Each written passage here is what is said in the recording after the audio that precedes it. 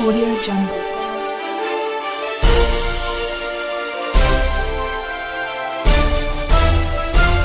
Audio Jungle.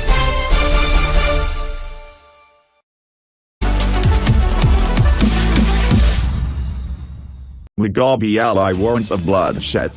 Former cabinet minister Jonathan Moyo has sensationally declared that Zimbabwe will be plunged into bloodshed if the international community fails to remove President Emmerson Mnangagwa's government. In an interview with Reuters news agency on Friday from an unknown location, Moyo described Mnangagwa's government as illegitimate while calling for the intervention of the international community.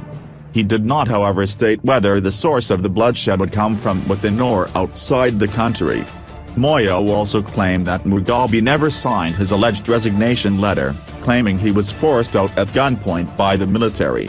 He said there was urgent need for the United Nations and the African Union to intervene and remove the Mnangagwa government to avoid the opening of floodgates to conflict. If you, UN and O, don't intervene when there has been such an outrageous, brazen attack on a constitutional order, you are simply opening the floodgates to conflict, Moyo said in the interview with Reuters. If they don't act, just as the sun will rise tomorrow, Zimbabwe will be another Somalia. There will be bloodshed, he declared. Moyo's threats, warnings and other recent utterances have largely been dismissed as sour grapes, although government at one time sought to have him gagged by his supposed hosts, Kenya.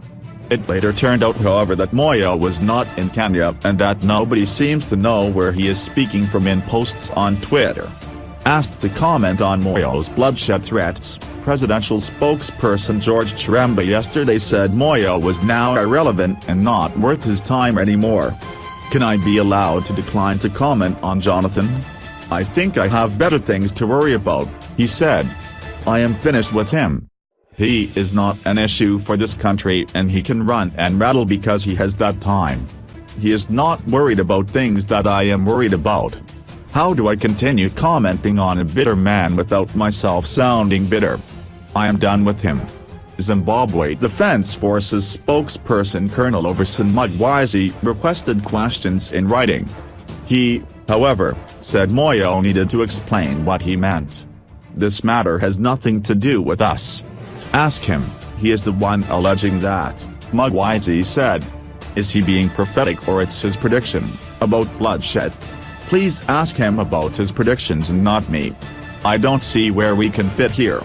People can dream. Ask him about his dreams. War veteran spokesperson Douglas Moyo said Moyo's remarks pointed to wishful thinking. Maybe Jonathan Moyo and the G40 cabal had amassed a lot of money through corruption and they want to use that money to hire mercenaries and cause chaos in Zimbabwe. If they cannot do that, then Zimbabwe, politically or otherwise, is not going to degenerate to that level at all, he said. Our strength is based on the people and the principles of the revolution of Zimbabwe.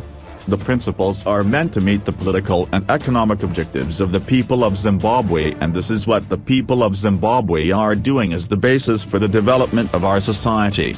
The degeneration aspect is the wishful thinking of the enemies of Zimbabwe.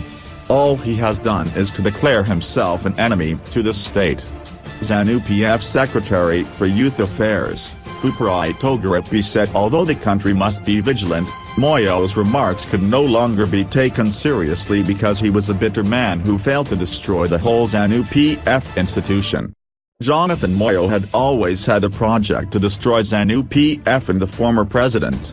He wanted everything to be destroyed at one go, but unfortunately, he destroyed only one person, who is the former president. He couldn't destroy ZANU-PF and he is bitter. In his mind and in his hallucinations, he wanted the whole institution to crumble with the former president and he failed to do that, Togarepi said.